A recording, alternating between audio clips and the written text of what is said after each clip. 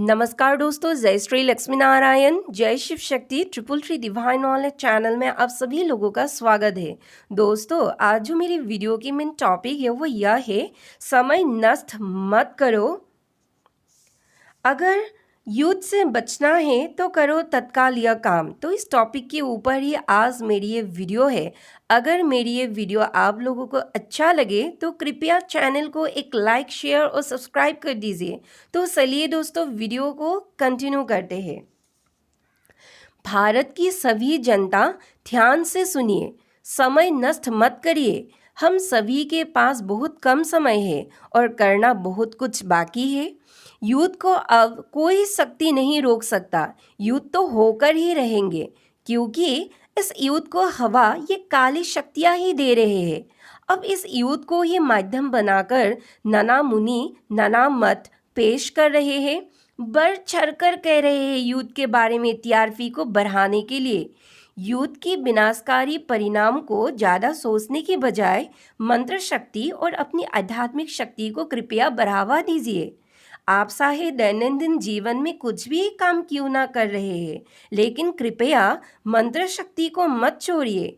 दिन बीत रहा है, महीना बीत रहा है, हम युद्ध के कगार पर खड़े हो गए हैं।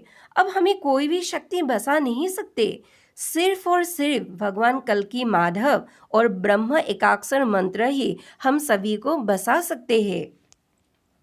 दोस्तों, खबरें तो यहाँ भी आए हैं कि असम की गोलाघाट और तिनसुकिया में आस पड़ोस के राज्य में भी 2 सेकंड के अंदर ही बैक टू बैक बड़ा धमाका हुआ है और चारों ओर इन राज्यों के निवासियों में हड़कंप मच गए हैं इन दहशत की वजह से।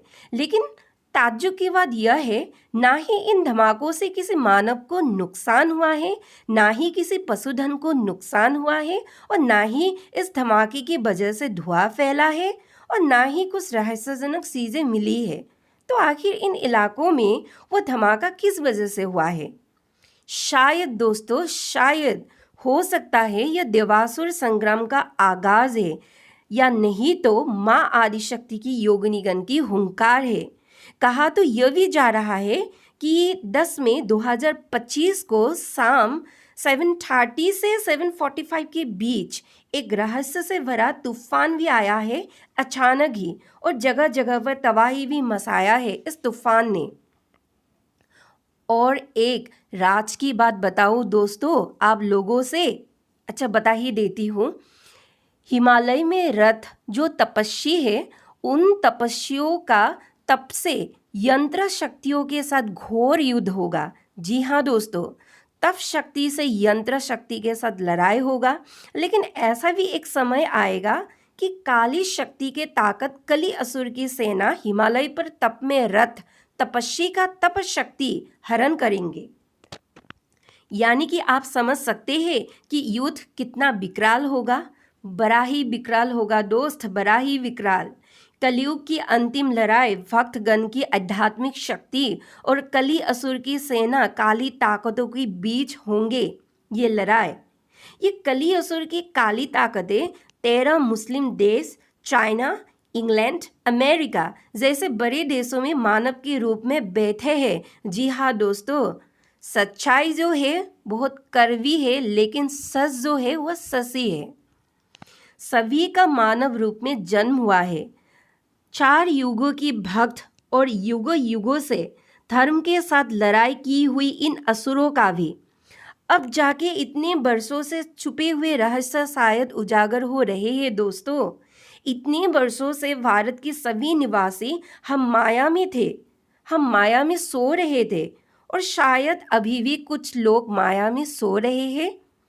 अब जाके शायद माया के कुछ पर्दा हम सभी की आंखों से हटने लगा है।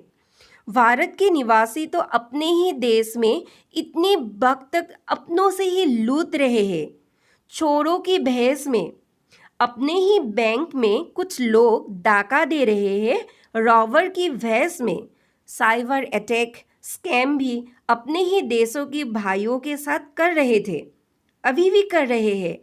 अपने ही देशों में अपने भाइयों के साथ मारपीट, हत्या, लड़ाई झगड़ा कर रहे थे और कर रहे हैं। समय के पाक चक्र में पड़कर सभी चोर, साइबर अटैक, स्कैम करने वाले और पवित्रता के चोले ओढ़े हुए नेता भी अपने ही भाइयों को धोखा दे रहे हैं। काली शक्ति हम सभी भारतवासियों की एकता को तोड़ रहे हैं इतने दिनों से। माया की पर्दा हटाकर आंखें खोलिए दोस्तों, और हृदय में मंत्र शक्ति को धारण करिए और आध्यात्मिक शक्ति को अपने भीतर जगाइए। आज भारत की अखंडता हमारे ही हाथ में है। अगर हम खुद के ही देश में खुद संतरागवादी बनकर बैठेंगे, चोर, स्कैम करने वाले लोग बनेंगे, दाम्भिक, क्रूर, अहंकारी, लोभी और चरित्रहीन बनेंगे, एक पड़ोसी अगर दूसरे पड़ोसी को काटने के लिए दौड़ेंगे, नज़र से, हिंसा से, कटु वचन से, कर्म से, तो कहाँ बचेंगे भारत की अखंडता? कैसे निर्माण होंगे भारत अखंड भारत के रूप में? कैसे बनेंगे भारत विश्व गुरु? बताइए। शत्रुओं को देखिए, सारे एकजुट हो रहे हैं धीरे धीरे, यानी कि मुस्लिम देश और चाइना। अमेरिका तो दोस्तों किस वक्त पलट जाए ये देश कुछ कह नहीं सकते। कुत्ते की दुम कभी भी सीधा नहीं हो सकते दोस्तों, ये तो बात आप लोगों ने सुनी ही है।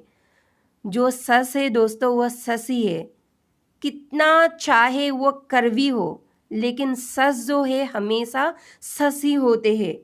इसीलिए युद्ध में बचने का एक ही उपाय है, जितना हो सके अपने भीतर की आध्यात्मिक शक्ति को बढ़ावा दें। जितना बढ़ावा हम इसको देंगे उतना ही हमारे लिए अच्छा है। मंत्र जब नहीं जानते हैं तो हम सीखेंगे, हमें सीखना होगा दोस्तों। शर्म को साइड में रखना होगा और अभ्यास करना होगा। माया में हमें बिल्कुल भी मतलब अभी नहीं रहना है।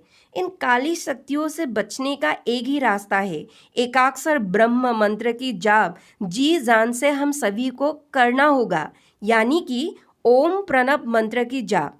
यह एकाक्षर ब्रह्म मंत्र जो है वो ब्रह्मा, ईश्वर और वेदों का प्रतीक माना जाता है और यह सभी मंत्रों का मूल है। यह मंत्र ओम जी नहीं दोस्तों, आ, उ और माँ से मिलकर बना है, जो त्रिदेव ब्रह्मा, विष्णु और महेश और भूलोक, भुवलोक और स्वर्गलोक अर्थात तीनों लोकों का प्रतीक है। यह ब्रह्मा एकाक्षर मंत्र ही परम सत्य है और ईश्वर का प्रतीक है। यह ब्रह्मा एकाक्षर मंत्र सभी मंत्रों का बीज है। काली शक्ति जब आध्यात्मिक लोगों पर वार करता है तब इस गंदी शक्ति का पहला निशाना होते हैं शांत मन को अशांत करना, मन की एकाग्रता को तोड़ना, ताकि आप अच्छे से पूजा पाठ न कर पाए। इन ताकतों का असली मकसद ही यही है कि शरीर में सकारात्मक ऊर्जा संसार को बंद करना। जी हाँ दोस्तों, और इसीलिए युद्ध के विनाशकारी परिणाम से बचने का एकमात्र उपाय है ब्रह्म एकाक्षर मंत्र का जाप। और दोस्तों एक बात कहना चाहती हूँ कि जीव के स्वाद को हमें नियंत्रण करना होगा। जी हाँ दोस्तों, नियंत्रण करना होगा, अर्थात मांस, मछली, मदिरा, अंडा यह सब खाना बंद करना होगा, क्योंकि अशुद्धि खाना खाकर आप पवित्र मंत्र के उच्चारण नहीं कर सकते, ये तो आप जानते ही है। लेकिन जानबूझकर भी आप लोग मतलब गलती के ऊपर गलती करते हैं। क्यों करते हैं भाई? कोई काम नहीं देंगे तब यह मंत्र, तो आप लोग अब बच्चे नहीं रहे दोस्तों। खुद का जिम्मेदारी निभाना आप लोग अच्छे से जानते हैं। कितने सारी योनियों में भटकने के पश्चात आप लोगों को यह मानव शरीर मिला है। कृपया इस शरीर की अहमियत को समझिए, इसे पहचानिए। ये हम सभी मानवों के लिए अंतिम युग है, एक अंतिम मौका है हमारे पास। इसे कृपया आलस और विपरीत बुद्धि से गवाइए मत। समझ में आ गए हैं ना दोस्तों? तो दोस्तों मैं ज़्यादा और कुछ नहीं कहूँगी, तो आज के लिए इतना ही। धन्यवाद।